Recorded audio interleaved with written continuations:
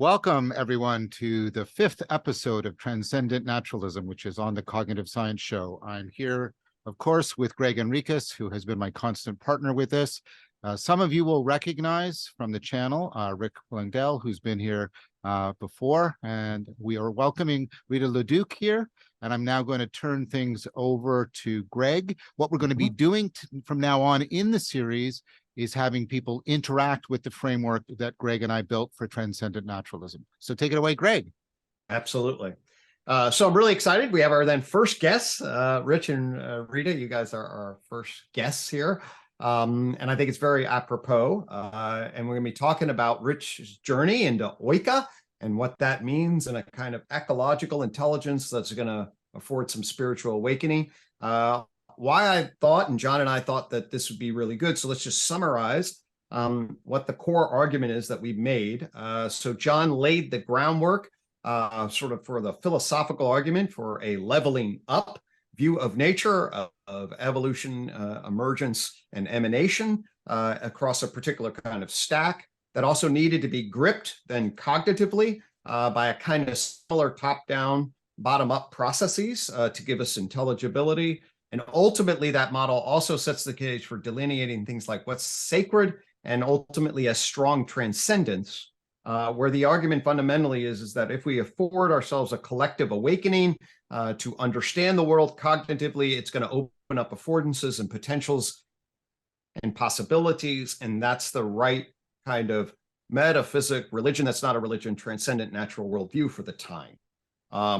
So that's what we've sort of laid up to this point. Now, when we go to Rich and Rita, what we have with them is an embodiment, I think, of a lot of what it is that we're doing, both theoretically and enacting in the world. I would like to suggest that this transcendent naturalism frame is something that bridges the science and humanities in a much more conciliant way, speaks to ways where we can bridge science and spirituality, and it points to a deep natural sort of intelligence to seek resonance with in terms of our sort of cognitive natural structures and the gripping function. And so what Rich and Rita have been doing is they have been building both a philosophy and practices and art in relationship to this. And this is what we get to explore in these next 2 episodes. And I think it's a really, will be demonstrably, to see the connections will become apparent as we dialogue with them. So Rich, Rita, wonderful to have you here. And I look forward to diving in and seeing what Oika and art bring to this discussion of transcendent naturalism. It's great to be here. It's been too long. It's great to see you both. I'm excited to explore this and I really think the 2-part quality of it will be great because it'll give us a chance to really dive deep into ecological intelligence and what we're calling Oika, and then later be able to do justice to the way that we're trying to create a culture or steal the culture, whatever you want to call it, with those insights. I hope you won't mind if I just suggest that we also frame this. I mean, I don't want to get too heavy, but I just think that this idea that we are in a chirotic moment is incredibly important. And I think that, what we're doing here is a serious attempt to make a difference, to kind of prepare for what everything inside of me is saying, that we are in for a really disruptive decade or 2.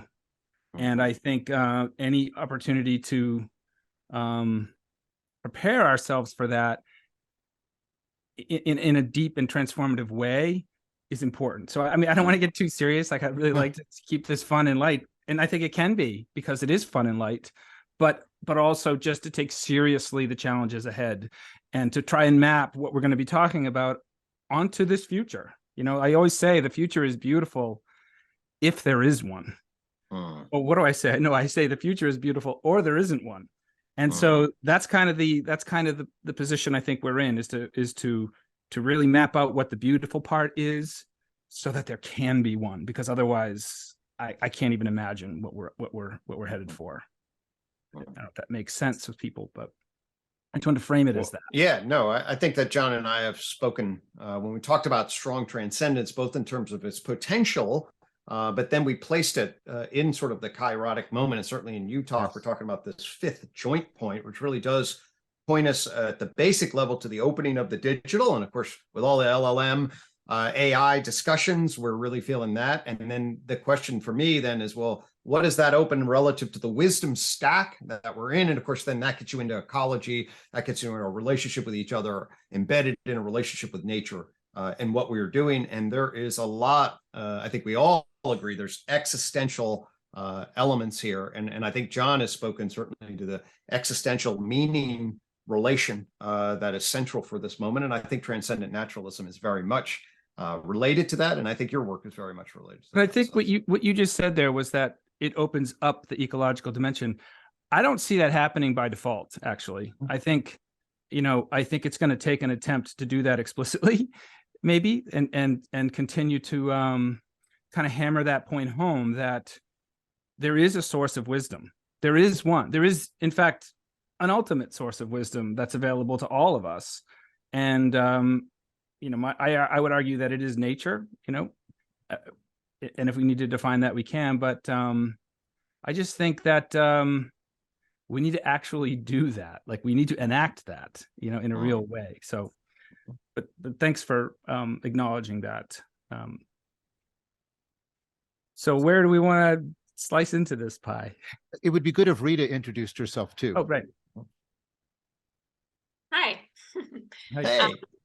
Yeah, Rita Leduc. I'm sort of the doing part of Oika, or that's when I enter the scene. So I'm a visual artist by kind of trade, I suppose, and my personal practice involves deep sort of place-based work, and then that work that I do tends to trickle up into kind of organizational, institutional, kind of human relational realms as well. So Rich and I found each other sort of in between those realms with the retreat that I run and then my art practice. And so, I don't know, we started collaborating in 2021, we met in 2019, and it's just kind of been nonstop ever since. So the way that the things that I was trying to do really fit the things that Rich is about to talk about. It was really exciting. And so we're hoping to maybe kind of replicate that in a way with this two-part structure. So, as Rich presents everything that he sort of presented to me 3 years ago, then we'll be able to share with you all the things that we've been doing kind of ever since, and even before I showed up too. So, and one thing I might add to that is that ever since we met, this collaboration has worked. It's worked in a way I don't really collaborate very well, but something about the two things that we bring to this table, her artistry and her deep sensitivity to the world, and my ecological worldview, somehow created this thing that's bigger than both of us. And so it's been real easy to like commit to that bigger thing as a team. And I just want to say that, and I constantly tell you, if we've got a good thing here, like let's put it first, because it's working and it's good. And the only reason I mention that is because I think it's exemplary of what ecological intelligence and what Oika tries to manifest in the world. Sweet. Lovely. Well, do you want to start to share a little bit about what Oika is, and then we can contextualize that in some of the groundwork that we laid for transcendent naturalism? Sure. Well, Oika, it's a term that came to me one day, after I've been at this kind of work for probably going on 3 decades now. And it is a word that I had to partially invent. It goes back to the Greek word oikos, which you'll all know refers to home in the Greek conception. So the way I think of Oika is that fundamentally it is the intelligence of nature, which is a relational intelligence. I'm an ecologist, so I see everything in terms of relationships, because that's what ecology is. It's the study of relationships. And there's also there's a latent kind of mode of being that emerges when one starts to see the world that way, through that ecological lens, that places one in a much more, I won't say ambiguous, but decentered way in the world. And when you do that, it's always seemed that it's sort of opened up a channel of communication, a channel of some kind of intelligence transfer that happens when you really live the phenomenology of being a relational being. Then I see how this is echoing, your confirmation thesis, which is something I really want to get into. But so Oika is that it's the intelligence of nature. I also say that it's an intelligence that can be felt and expressed through humans because it's in us. And this is where big history or cosmic evolution or natural history, whatever you want to call it, which is the story of nature as science has revealed it, it shows how we are integral to this. In fact, we are products of this intelligence. And we are just inextricable from it. And that's what Oika means. And so it's also, I hesitate to say that it's an organization because we're not really organized, but we are a growing community of people who are sensitive to this kind of relationship and this kind of intelligence, and committed to tapping into it is probably the wrong way to say it. It's more about participating with it. To participate with that intelligence brings basically the intelligence of nature to bear on what we do, what we create, how we interact with each other.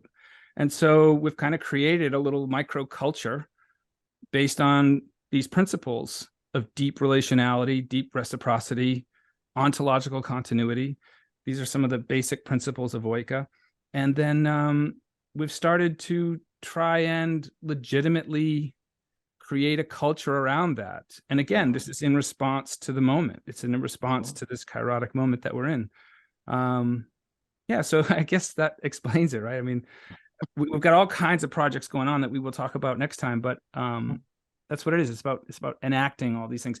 And, as I've listened to you guys over the past couple of years, so much of what you're saying is so deeply resonant with what we're doing, and with the experience of Oika.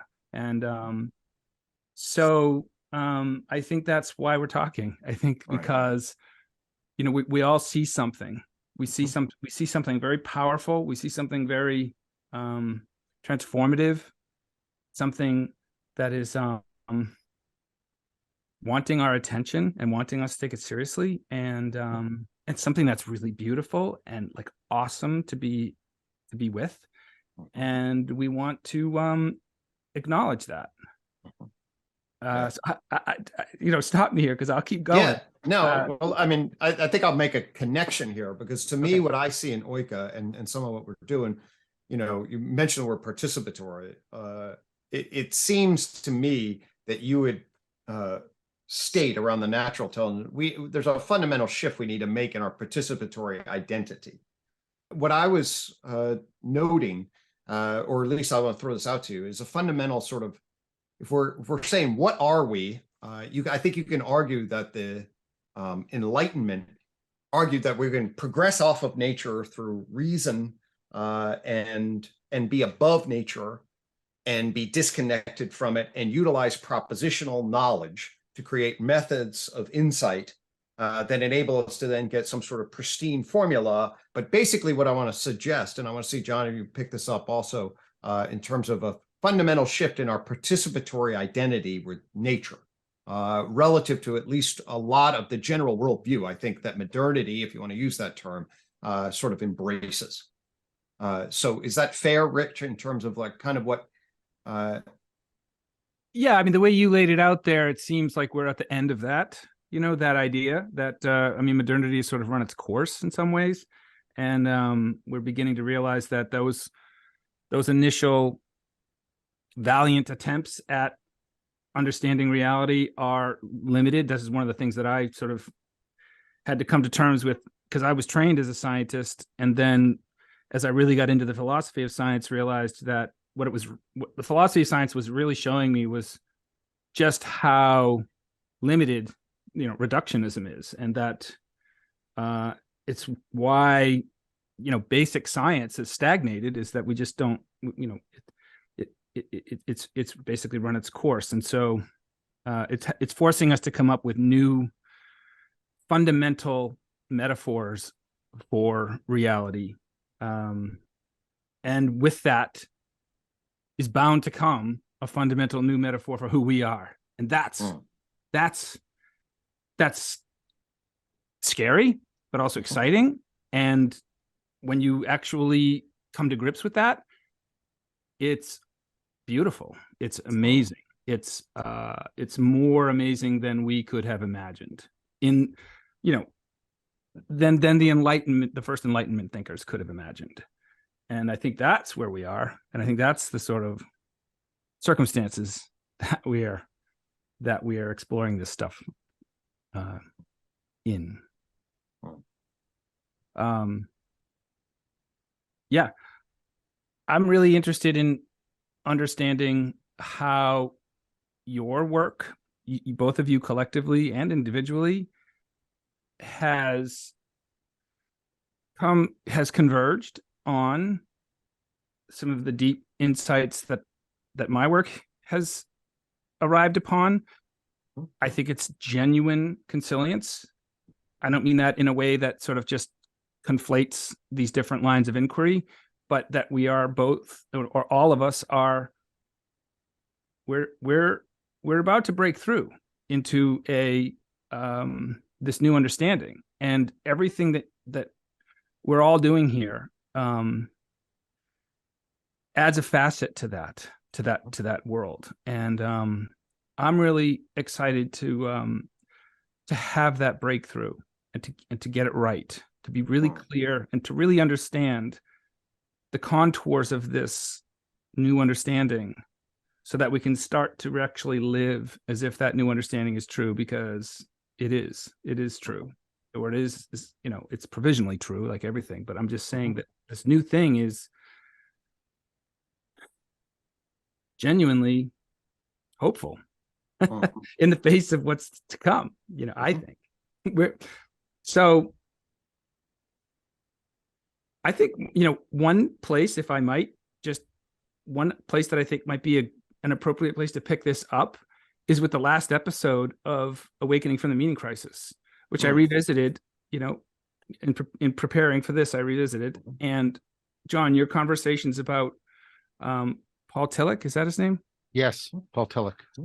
And, and that bled into Owen Barfield, but what Tillich was onto in terms of, what was it? The final participation? That's Barfield. That's Barfield. Okay. Well, I think this is why you coupled those two together, though, because them together they're both pointing at this. They're both pointing at this, from their respective worldviews. But the way I see it is that the period up until now, let's just say, for example, from the Enlightenment till now, obviously it goes way, way further back. But the point is that we've been searching. We've been really searching and investigating in good faith, for the most part, to understand who we are, how it all came to be, and what is our role and place in it. What does it all mean, whatever, or what can it mean? And then here we are. Here we are at the threshold of potential climate catastrophe, potential AI disruption. We've got economic issue, we've got just deep structural issues that are really difficult to solve. And I think they were talking about this too. But what I liked about that episode is how you ended it with, we're about to transition from that mode of sort of investigation into a mode of participation. With what was it was about something about an inexhaustible fount of. It was a reconception of the sacred comes out of it. So Tillich was proposing a God beyond the God of theism, and he doesn't just mean higher or anything ridiculous like that. He means something that is substantially as ontologically different from the God of theism as the God of theism was from the gods of the Bronze Age. That's what he's trying to point to.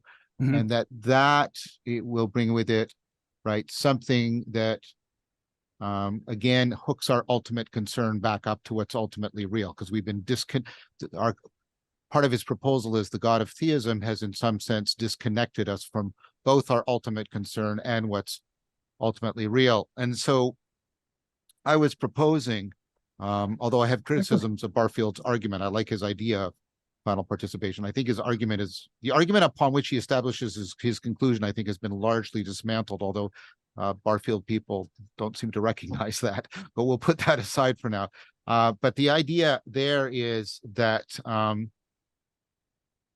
this notion of the sacred as an inexhaustible fount of intelligibility, and that the psyche is in some sense a sacrament in relationship to that sacredness. This is something that Durley made very clear about Tillich, that we start to experience the psyche as being sacramental, which of course is, as you something you said, Rich, sacramental is an inherently relational ontology, and it is the psyche is a participatory symbol that makes present what is sacred, and that is the inexhaustible depths of reality, and that because we're talking about the depths of the psyche, we have to engage in forms of knowing that reach deep into our embodiment, deep into our embeddedness in order.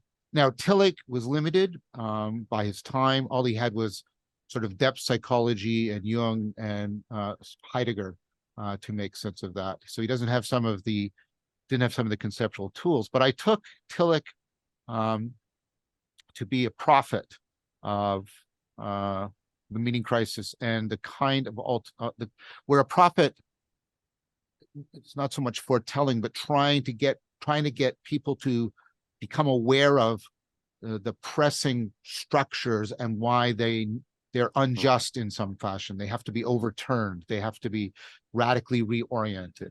The prophets very, very rarely in the Bible actually try to tell the future. That's not really what they do. Their job is to come in and say, king, or priest, you're not paying attention to this pattern, and if you don't do something about it, things are going to go really, really bad, kind of thing. So that's how I understood it. Now, what I've been trying to do with Gregg and with other people is to try to articulate, explicate, elucidate, and even develop that idea of a fundamental reconceptualization of psyche, sacredness, and reality that makes what Tillich was proposing possible, so that the phrase, the God beyond the God of theism, isn't just an empty arrow, as it mostly was for Tillich, because he doesn't have much to fill it in with.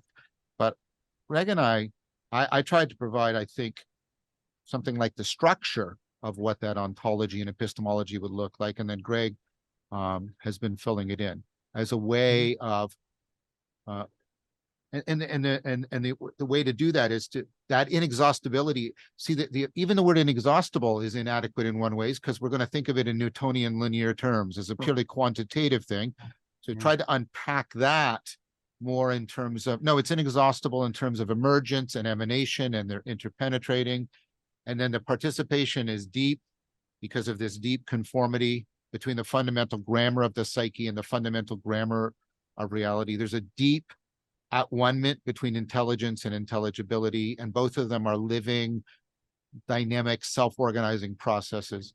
Because my hope is that by providing people with a viable, livable, and I don't just mean like, I mean like it can be put into ritual, into practice and personal transformation, a revitalized sense of the sacred, then we can reorient people, because people won't make the sacrifices that are needed to make unless you promise them a deep connection to what's real.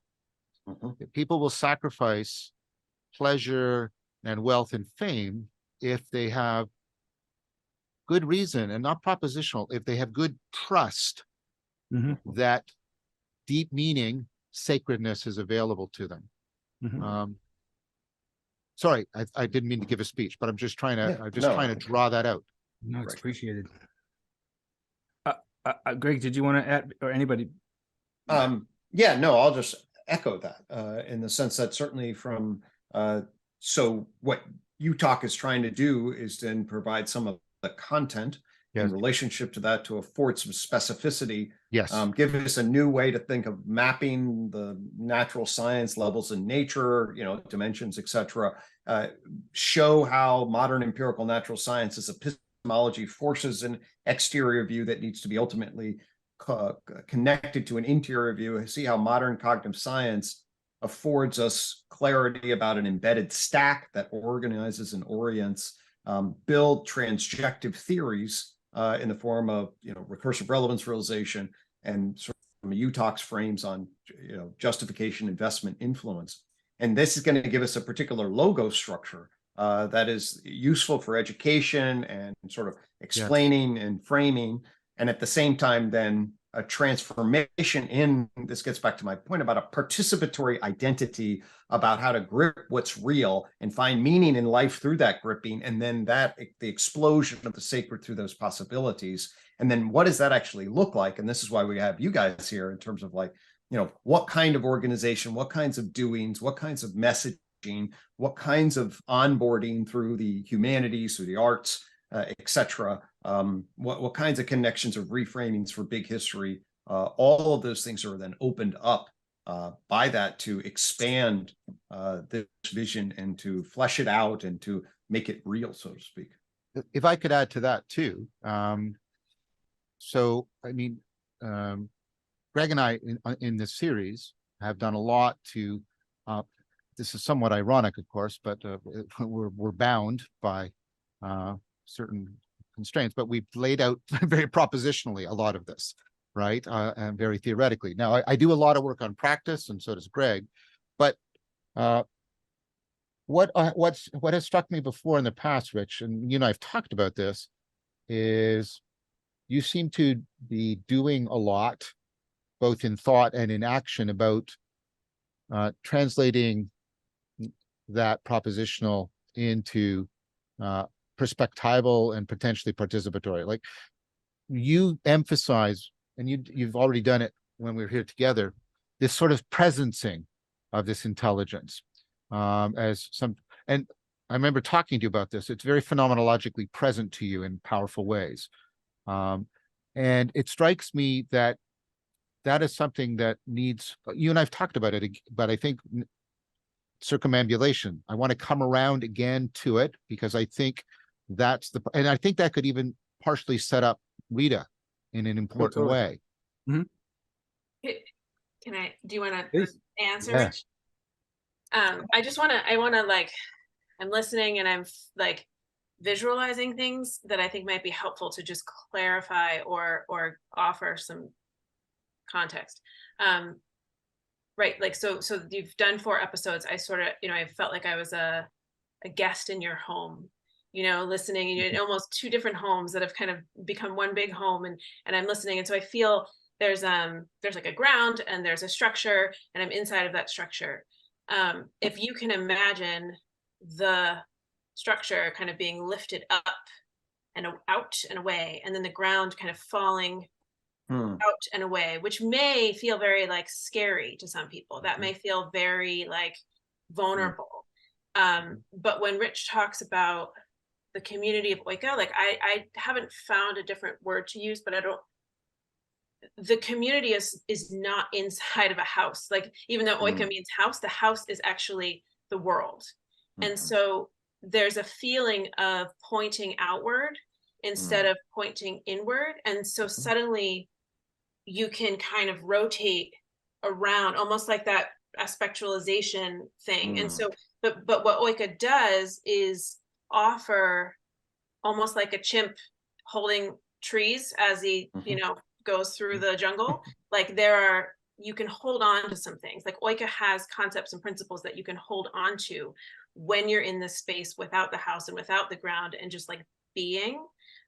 So there's a continuum from sort of the Oika principles and concepts that lead directly into sort of assisting us and helping us feel really grounded when we're practicing. So I don't know. That's just, I'm hearing a lot of this, like I'm feeling the house, and then I'm feeling the house kind of go away and the floor drop away. And then that's where Oika kind of shows up, and the community of Oika just never feels closed. It never feels bounded by a house. It feels very open and free. But then there are these kind of like concepts to ground ourselves really in that direct participation with nature. And so that's just, I guess that's just kind of where my mind has been going. And I wondered if Rich could pick it up from there. Well, I could say that to swing through the trees like that, that's called brachiation. So nice brachiation there, Reeds. Yeah, I see that. I feel that too. And I wonder if we might loop back around also to what you were talking about, because we're just, I feel like we're really close. Like we mentioned these things like your conformity thesis that you've been talking about lately, and the phenomenology. Oh, here's what I find really exciting. Here's one thing I find really exciting: how, you know, my studies are really in direct contact with the natural world for the most part. My rituals all involve symbols of nature. You know, that what we think of as nature. You know, even man-made symbols are natural. You could argue. I could argue, but what I'm really excited about is how, when one conforms to the natural world, and I'm not proposing that everyone needs to do this. I'm just proposing that when this happens, we arrive where you guys are. We arrive at what you guys are talking about in a very lived way. And you can use the term sacred, you can use the term ritual, liturgy, you can use, those all make perfect sense to me, despite having not come at it from that angle. That's, I'm compelled to give that some kind of privileged attention, that here we are, and you're talking my language, you know, and I hear my experience of the world being described by you guys, and who've come from a different lineage, a different angle. And, you know, what are we going to do with that? And I mean, we're already doing what we are doing. So it's not like, but how do we amplify it? How do we take this stuff seriously and build the worldview? In fact, build the only worldview that I think is capable of responding to the corner we've backed ourselves into as a civilization. I know that sounds really grandiose, but no, what has to happen? Some iteration of that has got to get traction in our culture. And I, for one, can see the difference between it happening and not happening. Not happening, we are just on, at best, we're headed where we're going. At best. But I think we can do better. I think if we can come up with the language, and we can come up with the experiences, and we can do this, you know, with genuine commitment to each other, that we can make some small difference. And so, again, I really want to get into how that conformity thing works, how one, sure. Because it just reveals, you know, it reveals how interconnected our minds are to the world. And I'm going to go further and say how our minds are to nature. And so how do we turn this into something, you know, practicable and have impact? That's my question. But I think you have the answer. I think you have an answer. Well, okay, and we can get into that. I mean, I kind of don't want to cross that threshold just yet. But yes, obviously, the creativity of nature in the world, as expressed to the creativity of human beings as art, as a way of creating culture, makes perfect sense to me, and that's, you know, that's one way that we're doing it. But I also want to just be really clear on what it is we're talking about here. Like, that's more what I meant. Like, I guess I'm curious to know, you know, because you've had conversations with Greg and John. We've worked so much. I'm kind of curious to know, Greg and John, like, what do you understand Oika to be? Like, do you have questions for Rich before we move into the doing, to sort of take this time to talk more about kind of the foundations of Oika?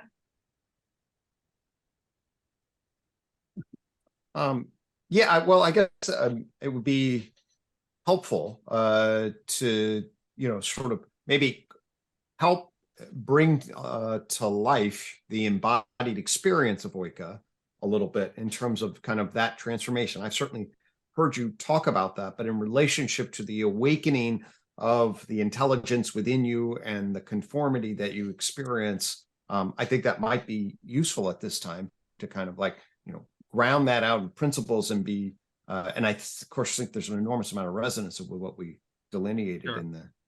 Well, I'll see if we can do it very quickly, but and it integrates big history, what we call big history, this emerging field of, you know, what science has revealed about what we know about the evolution of the cosmos since the Big Bang.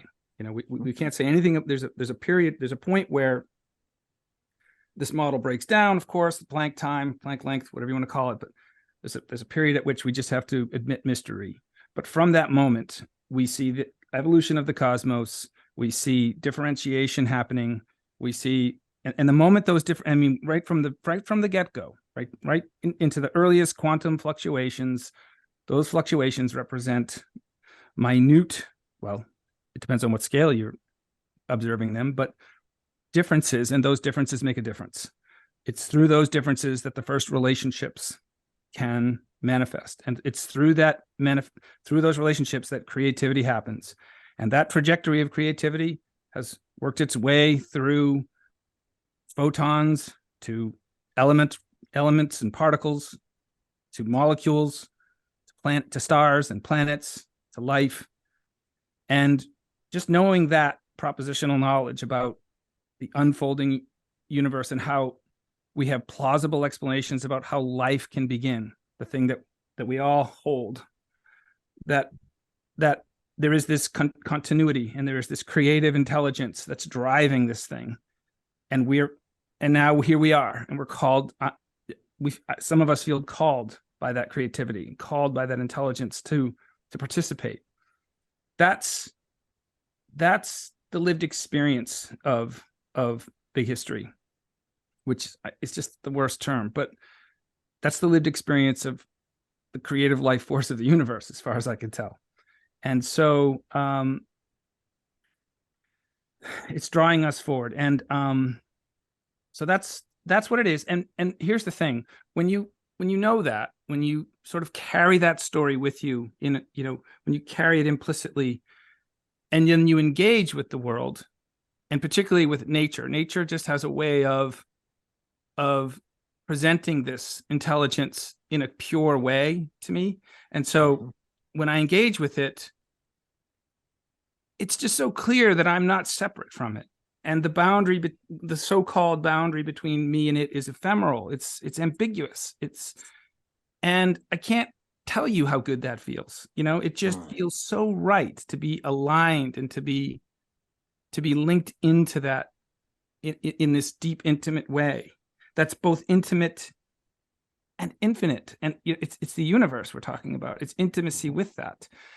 And I don't know, the only appropriate response to that is something like love, you know, joy, something like that. And so, I don't know, this certainly sounds sacred. This, like, when I hear people talk about ecstasy of, you know, communion and things like that, that's what this feels like. And I don't know why I'm telling you this, but like, I don't know how we got here, but I just think that can serve as a basis for what it is we're envisioning, you know?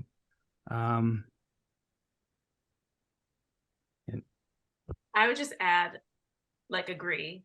And just say, from someone who has not been brought up in the sciences, that like when you hear this cosmic narrative, and get details that you never in your wildest dreams would have wished for, the thing lifts up, and there's just this phenomenology of lifting up, like there's no filter anymore. So that the ways that I would question, the time and the energy that I would spend doubting, questioning, judging, thinking I was silly, to feel something that I felt that was like really intuitive and felt, the concepts and the science that allowed me to stop spending the energy questioning and doubting and feeling silly, so then that energy can be put towards actually connecting. That's huge. So that's why I mean there's a continuity between like the concepts and the principles and the actual doing, because it allows for this kind of, it just kind of opens, and then everything is able to flow, because you no longer have these kind of barriers in the way of all these kind of questions and doubt, you know, these things that we've been trained to kind of put in our way. So it's really just this like open, you could just latch onto it and conform, like it just like, and it wants to. So it's like there's a magnetic, yeah.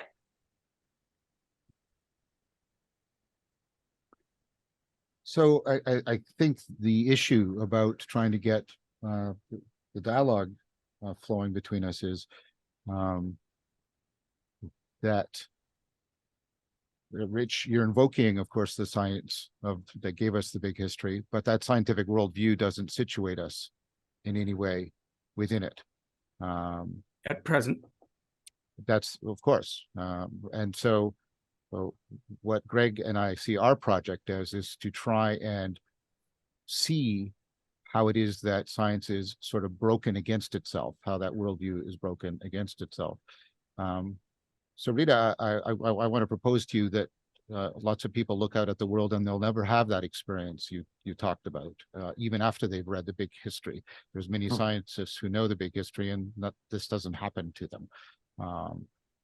And so my concern is, how can we greater afford what you just described so that it becomes much more possible for people who would normally perhaps even be hostile to the language you're using. And so the structure that we've been trying to build is one that seeks to argue actually from the very basis of the existence of science to the worldview that Rich just articulated. It says, well, if you're a scientist, you have to accept that science is real. And then given that, you can unfold all of this. And that, I mean, this is not meant to be sneaky or anything like that. We're laying this out very clearly and carefully and step by step.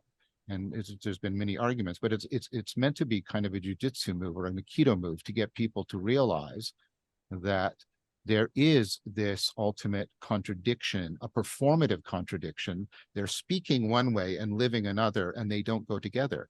But getting people to recognize contradictions, especially performative contradictions, is not an easy task. I think educators will tell you that. And that's part of my work as the work I do on thinking and reasoning. And so what we've been trying to do is to provide an account of that open space, Rita, that you've been talking about, in terms of what Rich was talking about, the differences that make a difference, levels of real information, levels of real intelligibility, and then conformity, this connectedness you're talking about. I think it's absolutely real. I'm not denying your phenomenology at all. What I want to understand, so I can explain it to others, why they can't dismiss it. Because I can hear them saying to you, so what? You have that experience. Here's 17 other people that don't, right? And so what I'm trying to say is that we are trying to articulate a way in which this way you two are, and by the way, I have this too. I do I have practices that I've been doing for decades, but I'm talking to both of you, right? I want to make it so that people are challenged by what you're saying, as opposed to dismissing it. because I want you to perhaps accept on trust, Greg and I saying that most people in the academic world who heard this would merely dismiss it, so that's what that's what our project is trying to do. We're not trying to take anything away from the phenomenology, from the experience, from the depth of the connectedness, from the sacredness you're experiencing. I don't want to explain anything away. I want to explain it. And that's a different thing, because I want to explain it for the purposes is I know you don't want this to be a private experience. You want this to become as public as possible. We all do. So I'm trying to say that's how I see our projects actually aligning. I don't know if that lands, but I just wanted to try and articulate something. It's beautiful. And I can't thank you enough for, I mean, John, I'm in awe of your just the rigor and the passion and the compassion through which you've tried to do that very thing. And, I want you to succeed at that more than anything. But let me just say something, right? But I acknowledge my limitations. I have repeatedly done this, and I have repeatedly said, I want to make clear, right, that what we fundamentally need are artists as well. Like I've been saying that for a long time, precisely because I know my limitations. I thank you for your praise. I appreciate it, but I also am starkly aware of my limitations on this too. So none of us can do this alone. This is the point of consilience, is that these things can come together, and it's greater than the sum of the parts. So I get that. And I had limitations too. My limitation is, I happen to believe that all we need to do is tell the story in enough detail, and then it becomes inescapable. This is what I try to do. I try to make it inescapable by examining every single chapter of that story through this lens, and you realize it's confirmed at every turn. Every syllable of science that we know says this. Once you have the perspective, or the lens to look through at this story, it's like boom, boom, boom, and then it just never stops. So everything I know, cosmic microwave background radiation, phospholipid bilayer, everything, plate tectonics, all of the abiogenesis, all the science I know points to this reality, the reality that you are talking about, that you're talking about through Tillich and the lineage of philosophers, and Greg, that you're talking about through the Cogsci, and the things that I see Rita doing and feeling in the field, in her practice, they're all pointing to this thing. And so I think it takes all of us to do this. And so, but what I know is this also, and we probably won't have time, but, I do this thing called Earthling Theory, where I pick up the story about 7 million years ago, when there were these primates living in the trees, and some glimmer off a berry or something drew the primates down out of a certain portion of the primates down out of the tree, and they consumed the berries, and then they were distracted by something else, and then it worked. Maybe it happened 10,000 times and it didn't work, but on the 10,001st time it worked. And anyway, this journey from the trees across the savannas into the across the arid zones and through the forest and along the coast and up the river and across the estuary and along the glacier and near the desert. That journey is the journey of a primate species that's being called time and time again to participate in the world around it, and it's being rewarded with prosperity, with survival. And then in each instance, those habitats, the complexity of those habitats over eons and eons of generations, are endowing that particular species with the intelligence.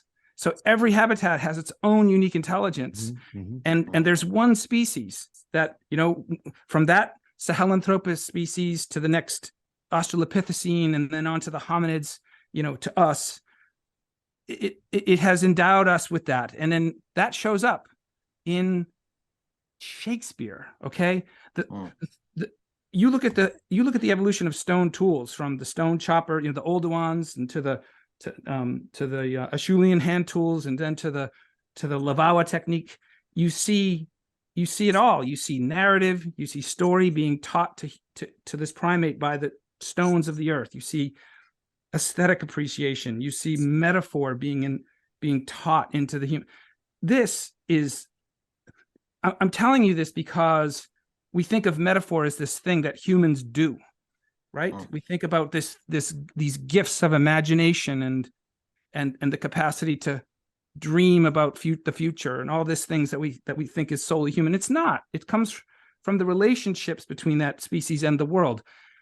Anybody who's not so bogged down by disciplinarity or reductionism, who's willing, it is an inescapable view when you actually string enough of this stuff together that the continuity is real, and it's not just a physical or material thing. It's mental. It's psychological, and it's spiritual, and it's all one big story. So that's my proposal on how we do that. If it takes more than that, if it takes a rigorous analytical,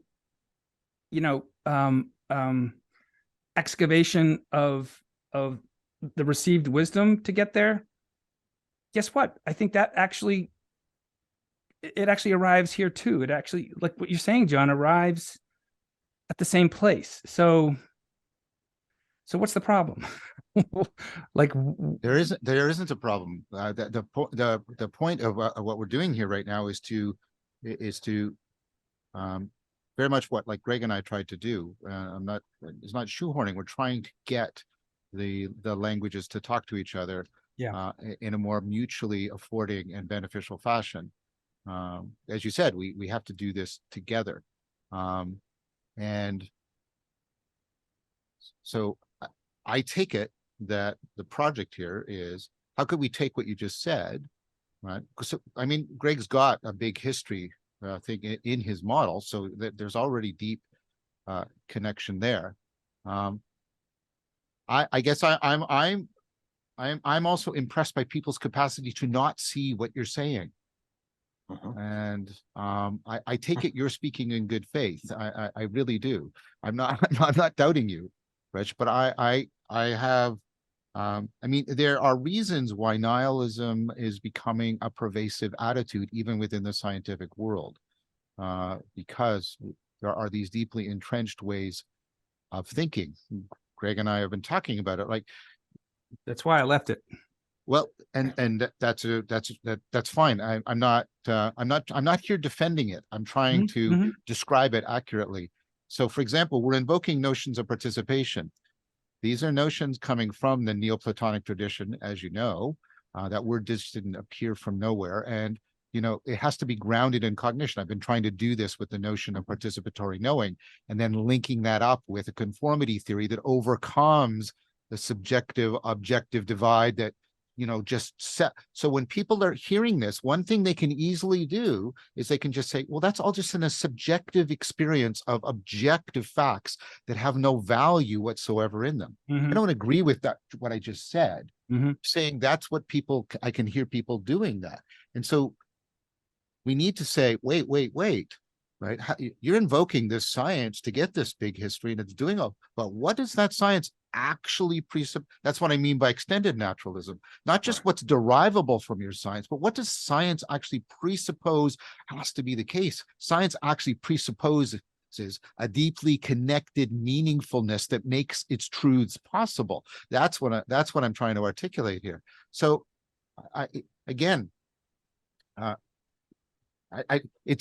see like so the problem is that problems are themselves transjective entities. They don't exist in the world or just in minds. They exist between people in the world. And so what I'm trying to say is I think we're deep allies. I don't think there's a problem between us. I think what Gregg and I are trying to say is, right, there are people who have perhaps in this kairos, and I mean this in a deep way, found a way beyond it.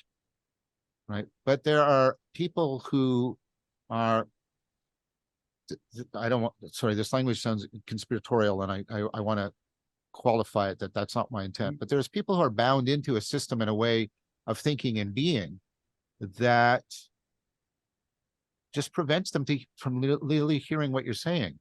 Because they're just retranslating everything you're saying into the established vocabulary. Mm-hmm. And it just, and I and Greg want to undermine that process as deeply as possible. Now, I don't think it can just be done philosophically, scientifically. I think it also has to be done artistically, musically. It has to be done religiously, with ritual. I'm just saying this is a significant thing. I take it that this kairos is exacerbating some deep proclivities within human beings to fall into self-deceptive behavior. That's a perennial problem. And I think this kairos, and we know, I mean, just your social media are running algorithms that incentivize us to think a way that actually prevents people from seeing the world you just described. Like, and that's just one small example of just something that is massively pervasive. That was Heidegger's point too, right? So the problem isn't with what you're saying, Rich. There isn't a problem there. That's not, so when you ask what's the problem, there's no problem with what you're saying. That's not where the problem is placed. I'm asking you to consider the problem is placed elsewhere, and that's what work is trying to do. And then, absolutely. Okay, I'll shut up. I said too much. No. But I mean, I agree. The only thing I would just add to that is what I'm saying. What I'm saying is like what you guys are saying.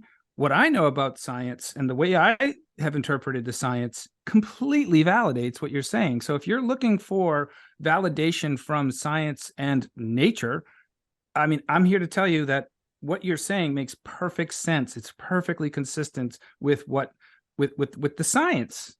I agree that most people, most scientists are wrapped up in the Enlightenment, framework. Yeah.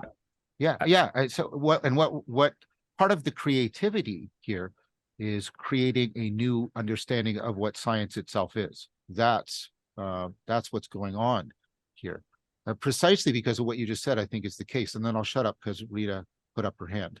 But we're trying to pull apart the project of rendering the world intelligible in a scientific manner from the project of trying to establish a particular reductionist ontology. Those are not identical, even though the Enlightenment has tried to tell us that they are.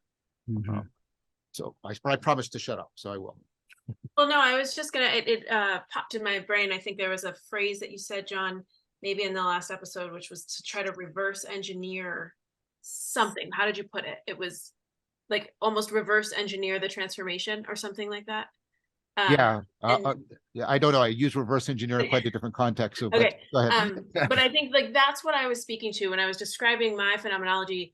I know it comes off as hostile because I have experienced the hostility and the questioning and the doubt and the judgment that I was saying I feel. It like that is a fractal of what culture feels too, right? Like, so I was feeling it because I was taught to feel it. Yes. And so what I see in the three of you and others that I'm listening to are like the way that I can reverse engineer so that I can feel more confident to talk about what I'm experiencing when I go create. And so that's why I was trying to sort of tee that up to go backwards and talk about the scientific concepts that have been able to help me ground. Now, of course, depending on who's looking at what perspective, the hostility comes from all angles, right? So, but because we're in this particular audience, I think for me, it's helpful to use like Oika grounds what I've been experiencing and working with my whole artistic career. It grounds it in science. And so it's been really helpful to be able to use that to explain why what I feel is real. So I guess I just want to offer that, or just offer kind of the reminder of this task to kind of reverse engineer, I think is a really good way to put it. And I see all three of you doing that for me, which is like awesome. Like, I'm so grateful for it. And I want like more of it. So So one of the things that would be great as we think about maybe also the next thing. So one of the questions that I would have for both of you is when you're engaging with people in both the art as an extension of Oika or the story of Oika, what do you see moving them toward you? What do you see calling them forth? What do you see overcoming the barriers of resistance? I think one of the things that we need to, sort of think about, there's the logos arguments and the abstraction, and then there's the practices, and then there's the relationship aspects of onboarding. I'll give you an example from a UTOK vantage point. Okay, so a UTOK vantage point in terms of saying, hey, science abstracts and gives you this angle and has a tendency to reduce, and then it gets really confused between these matter and then mind knowing about matter, and it sort of splits. I call that the Enlightenment Gap. And then we're really confused about kind of, well, what is consciousness and all this other stuff. And it's like, well, what I want to do is I want to be clear about an outside in and an inside out view. And this is going to be the conforming view of sort of a scientific worldview and a psyche worldview. And I want to basically be like, hey, we can watch the big history through energy to matter to life, life to mind. You're a living organism, you're a minded animal, and you're a cultured person. And then I want you to sit in your psyche, and I want you to talk to yourself as a cultured person that says, I am. And then I want you to check out your phenomenology. And then I want you to go into your animal organism. And then I want you to go into your material object self in an energy information field. And I want you to then interact with that. I want you to say hi to John on a Zoom, and then be in a transjective space, right? Across energy, matter, life, mind, culture field. That then places us in a digital social tech context. And now the inside out, outside in, past, present, future structure is like people start saying, oh, that's a richer vocabulary in this mind versus matter thing. And I can actually start to resonate with these different frequencies. I can see how they've been complexified over time. And I can see both inside and out them operating. And so now you get this sort of transjective. It's not one inside of you, outside view like science tend to take, but then this interactive view. And then it's like, well, it's an interactive view at a really important moment in time, this chirotic moment. And then sort of like, well, wait a minute, this is just sort of that's the sort of the thumbnail sketch of a different kind of way of relating to the world. So I use that from a UTOK perspective. I'd be really curious to hear, sort of the Oika perspective. When you see people, what moves them towards this? What wakens this natural intelligence, either through the art or through your engagement with them, Rich? What do you see? Because you have obviously felt it, and I'm sure you've then connected with other people in the Oika community. I think we need to speak to that so that we can get clear about what does pull people into a conscious awakening. Wow. Okay, that's a lot. First of all, that process that you described, like that's a future that I can trust. Like that sounds like a future worth working toward. The phrase that I learned from John about the hermeneutics of suspicion that's the sea I feel like we're swimming in. There's suspicion. Yep. Occasionally, I used to think that, if I could just reach 10% of people with this, then we could make a difference. And then I realized, no, it's more like 1%. And now I'm down to 0.1%. And I'm not, I wouldn't be surprised if I had to go to 0.01%. But so it's rare. It's rare. I hear people telling me they get it all the time. And that's almost a sign that they don't. Like it takes deep time, and not deep time, but deep, rigorous excavations and courageous sort of like, I mean, this is actually a better question for Rita. But because, it's, and there are other people, in this community that do get it and once you get it, you fall in love with it, and it gives more than it takes always. So it's not like it's a sacrifice. So it's rare. It's sometimes it's a combination of just sensitivity, but not leaping into pseudoscience or woo-woo or anything like that. But some people are just really sensitive and paying attention, and they feel the intelligence.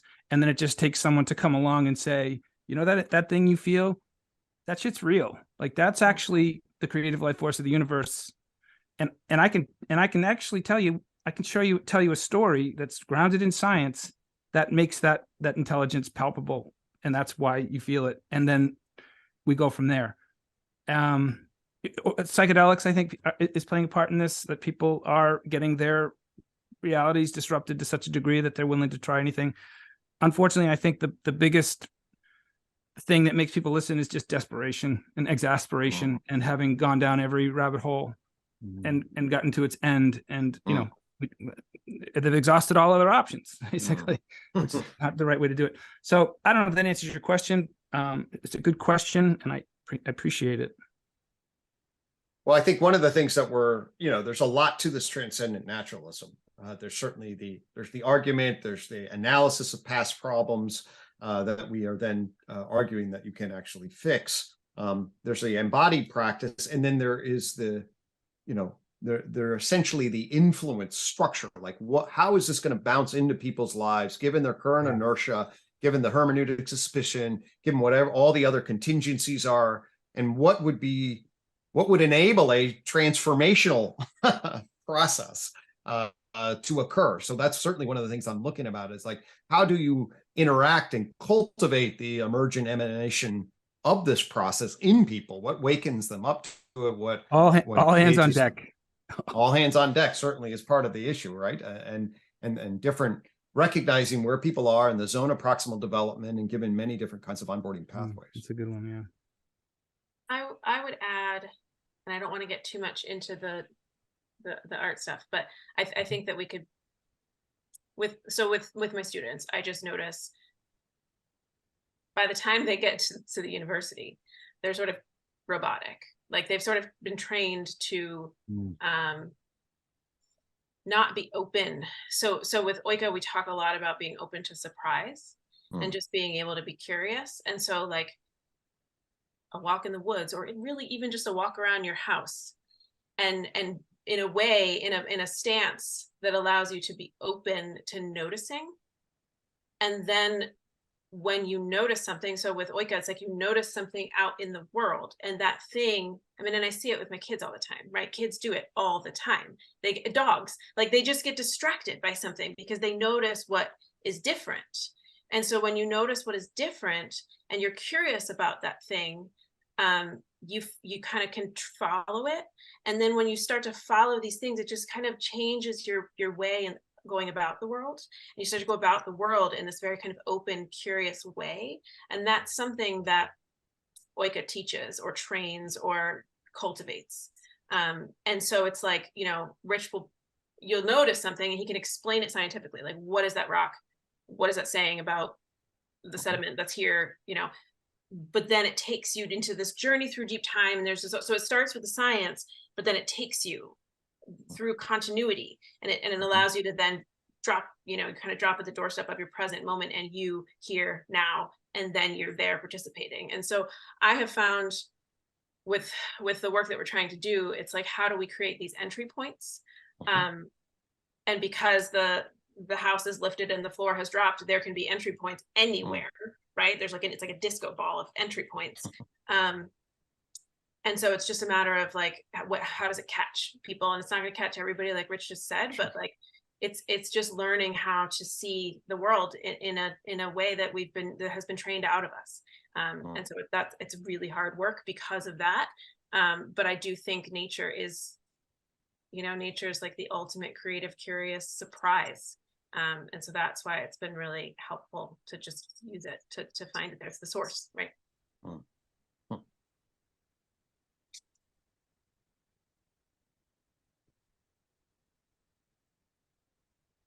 So what does it mean to teach people a new way of seeing? What do you mean by that? Yeah, I don't know, like seeing, because it's not necessarily seeing. It's, No, I mean, I get it. You're using it more broadly, but go ahead. Right. Again, I'll just use my students as an example, because when you do art critiques, you need to ask them to verbalize something that they feel.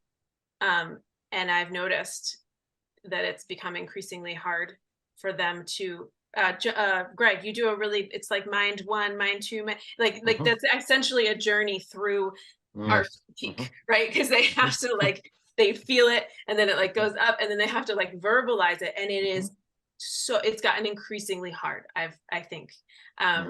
And so, yeah, how do you teach that? And I just think the answer's nature. Like, I think nature teaches that. And so I keep trying to volley the ball back to Rich, but like, you know, I think that's what Oika does. Oika, you know, again, it doesn't have to be that everybody needs to run into the woods. Like the woods doesn't want that either.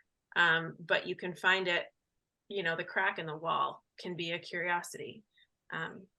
And so it's just a matter of, yeah, I'm not answering your question, John, because how do you teach that openness? I think play. Go ahead, Rich. Well, I've tried lecturing it. It doesn't work. Very rarely. So now I just model it. And give people permission to believe what they feel, and try to exemplify it in some way, because that's a hell of a lot more fun. You know, I spend time in nature every day, like religiously. And so yeah, I've organized my life around it, you know, like that's what I mean by modeling it, by taking it seriously, by committing to it, by allowing myself to fall in love with the world, and showing people that that's okay, you know, despite the critique, despite the dismissal, despite the hostility, the doubt. What else can you do when you're with it? When it doesn't go away, you know, this isn't a fad. And it is contagious, right? Like anybody who's spent time with kids, it's contagious. And so when, you know, you don't get this over the screen, but when you walk in the woods with Rich, like it's contagious. So, you know, that is, yeah, I think modeling it that's a good answer. Well, and then obviously it's about finding the others and finding people who are willing to live and create and also reference it. And this leads straight to the artists. You know, this is why, who else is going to create this culture? You know, it's going to require artists who get it. And so that's why this collaboration works. That's why it's energized. And but you go ahead. Well, talking about it, like you know, in art school, you know, it used to be that like the art's not successful if it doesn't completely stand alone and it just contains everything, and you shouldn't have to say anything. And so something that, you know, Rich has been really good with helping me understand is like, no, actually, if you speak, you have to show up, right? Like it's more entry points. So I think, you know, the phrase bearing witness to, you know, also come, you know, it's like that okay, we lead by example, but we also have to figure out a ways, again, entry points. But, you know, we gotta, and it's almost inevitable because it just spills out of you. Like I actually don't want to hold it. Yeah, I like need to give it. So it sort of just happens. There's a good book called Bearing Witness to Epiphany. Right. Yeah. And what I heard you saying, Rich, is very Socratic. You can't lecture it. You have to exemplify it and try and get people to catch it in an important way. But that is not a noble thing. It's because that's what feels good. It's really, you know, that's a self-interested approach, because then you get to experience it, you know. It's yeah. I'm not sure why those two have to be at odds with each other. It could be noble and self-interested at the same time.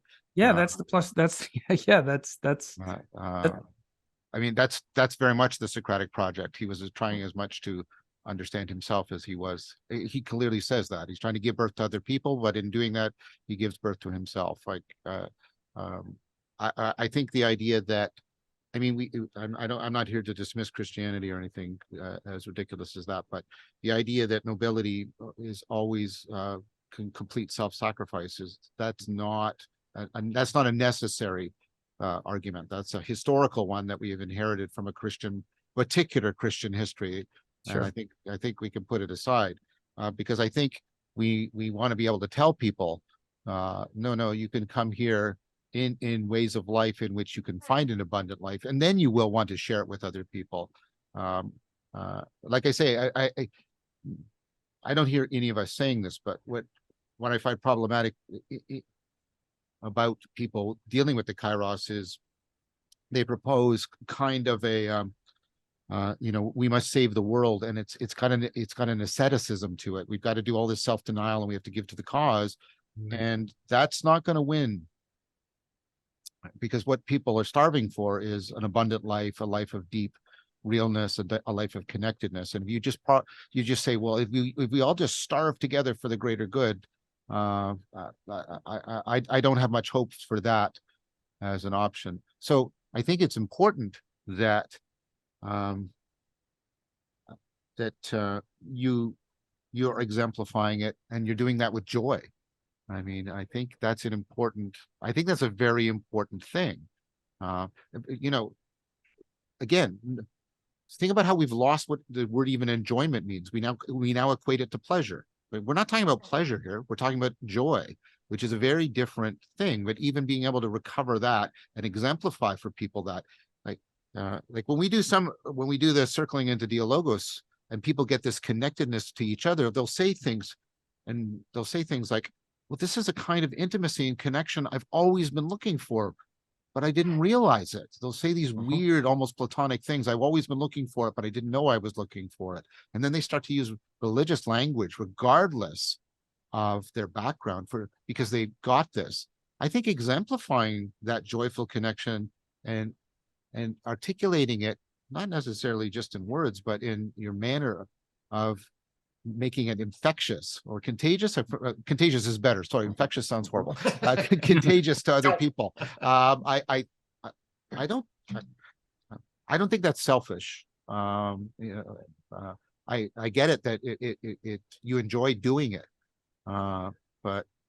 Well, that's, I think, and this is one of the Oika principles, actually, enjoyment. But we focus on the end part of enjoyment too. We've come to think that, enjoyment is something that's served to you on a platter. No. You have to act. It's an active verb. You have to actually enjoy, like you would enrich something or enliven something, or encourage. Yes, right. To actually conjure it, and often sometimes you have to fake it till you make it, but you do make it. If you conjure joy, you will feel joy, and you will create joy. And so, I guess the one other thing I might just add about the circling thing. I know that is a incredibly powerful entry point into new intimacies. I think we need to be careful with it, but I also think that it's possible to circle with trees, and turtles, not in the same way. Obviously, it's hard to do that with a turtle, but one can cultivate that as a practice to be in a reciprocal relationship with some element of the natural world. And it teaches, it teaches, it's inexhaustible. It is the inexhaustible, infinite, creative. Oh yeah. Sit spotting as a practice is a very powerful way of. Yeah. And I should let you, we do circling, but circling goes beyond that. It goes into, of course, dialectic, into dialogos, and you don't stay with interpersonal connectedness. You're moving towards connectedness to intelligibility in the world itself. You're trying to open up. I think that's essential, right? That should be like an essential part of it. Well, we talk about it like this. We talk about the first is philia. You get that fellowship between people, and then you can turn the philia towards Sophia, right? Where they're starting to get the wise connectedness that is so important. Yeah, I think that brings up a good point that I'd like to make, which is, imagine if everything that we did in terms of practices, in terms of knowledge, received wisdoms,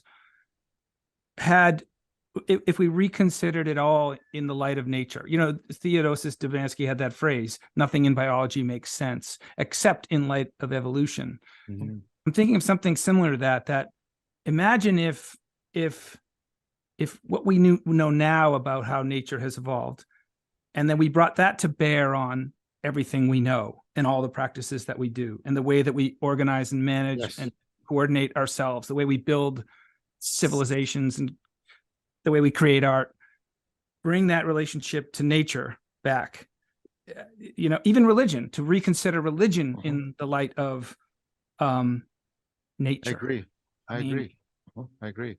And last summer I went to Return to the Source, did the Rafe Kelly, where everything you do is resituating it within nature in this deeper sense. And add to that that story that I was telling about how those experiences that you're having in those environments and in those exchanges have deep history, that, you know, that every living organism that has ever been, every planet that's ever spun around some other star, that it's all embodied in that moment. Like, talk about, well, that's what I want to talk maybe on next time. See, what you do, what it seems to me you're doing is you talk about deep history in a way that emphasizes actually like deep participation. Like this thing is to see the world in a grain of sand, Blake's idea, right? Yeah, right. So, but I think that's really, really important. And so I want to explicate, because I think that's the right word. I want to explicate the connections between deep history, which is a historical notion, and participation, which is an epistemological, ontological, and get them all talking to each other so that they can work in concert together. That's what's really intriguing me as a possibility too.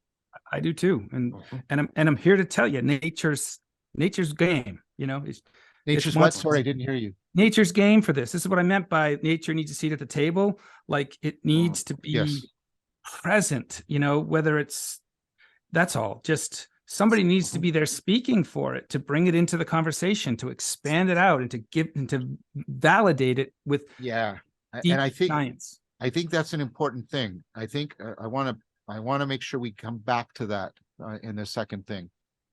Giving a voice to nature, you know, I think, I mean, that first of all, it's a beautiful phrase. I've used something similar, but like giving a voice to, like, what does that mean, and how could we get people to take that as something not as just sort of hallmark poetry, but as a socially legitimate thing that has to be recognized and taken into account, and to which we have to be responsible. That's something I'd like to try and explore next time. Well, you've already done that, really. Your provenance through the received wisdom is doing that already. Well, okay, thank you for that, but I want to. I also think I have to learn, and I want to learn. And I think there's something to be said if we get into discussion with that. And I'm hoping that Rita can speak to that. Let's not take that up right now, because we should stop. We're coming to the end. But I do want to give everybody, first of all, if I came off as a little aggressive at one point, I didn't mean to. I just get sometimes very passionate. And I hope that's why we love you, John. Come on, like, well, okay, good, seriously. Good. But I want to give everybody a chance to, you know, just a final word, not too much, because we're gonna come back and pick up on some of these points and threads, but just so people can feel that they've at least situated the conversation in the memory of the viewers. So why don't we start with you? Go ahead, Greg. So for me, basically, Oika for me then is basically situating yourself in sort of the resonant frequency of nature across the various scales, again, inside and out, and recognizing where we are locally, but then recognizing that in deep time historically, and getting and encouraging multiplicity of different pathways to get in touch with that. And I, give a voice to nature. I see Rich doing that a lot. And I think at a Transcendent Naturalism anchoring that is absolutely central. And I think the levels of nature and the conformity of our cognition or psyche to that is key. And I think the Oika system sort of embodies and exemplifies that, both in terms of the messaging, the way it frames ecology, and then especially as it extends to the arts. So I deeply appreciate that, and I'm glad that we had a chance to kind of review and grime that. So Rita, could you go next, please? Good, except I don't exactly know. I mean, I'm feeling, I don't know, like this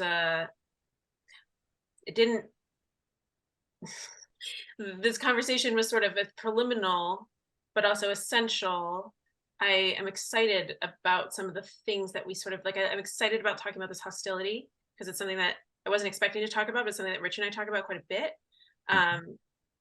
And I'm excited about some of the questions, like this last question that you just posited, John. I'm really excited about, and I'm just excited to try to link together. I keep talking about this continuity between, like, you know, this underlaboring and the deep time science, and then the present participation. And I just see it as so, you know, it almost just like is one, like there's no linearity to it at all. And so I'm excited to hopefully kind of maybe create that somehow in the next conversation. I don't know. Well, we're already creating it. I mean, so, but I guess I would just say that that that I think nature holds a wisdom that we've forgotten, that we've overlooked recently, since the Enlightenment and probably before. That wisdom is available and powerful, and I think it presents what probably the best chance of us getting through this upcoming threshold that we're in right now. And that I'm serious. I'm serious about that. I guess that's it. Yeah. Thank you, everybody. So I'm looking forward to part 2, and we'll see you all there. All right. Great. Thank you. Thank you so much.